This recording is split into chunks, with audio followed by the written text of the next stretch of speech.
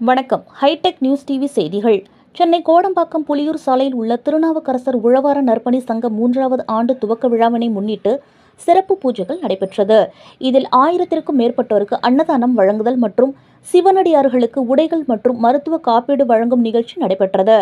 நிகழ்ச்சிக்கு பின் சங்க நிர்வாகிகள் செய்தியாளர்களிடம் தெரிவித்திருப்பதாவது: தமிழகத்தில் உள்ள கோவில்களை சுத்தம் செய்வது, பழுதடைந்த பாகங்களை சரி செய்வது, சுவாமி சிலைகளை பராமரிப்பது மற்றும் தளங்களை சீரமைப்பது போன்ற தெய்வீக பணிகளை செய்து வரும் அடியார்களை உழவார பணியாளர்கள் என்று அழைப்பதுண்டு.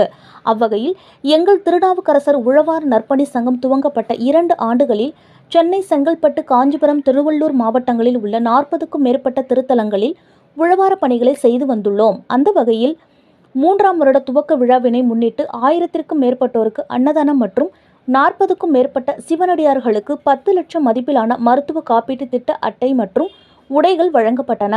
எங்கள் சங்கம் சார்பில் தமிழக அரசுக்கும் இந்து அறநிலையத்துறைக்கும் சிரம் தாழ்ந்த கோரிக்கையாக உழவார பணிகளில் ஈடுபடும் அடியார்களுக்கு இஎஸ்ஐ என்று அழைக்கப்படும் மாநில ஊழியர்களுக்கான இலவச மருத்துவ காப்பீட்டு திட்டத்தினை செயல்படுத்தி தர வேண்டும் என்று கூறினர்.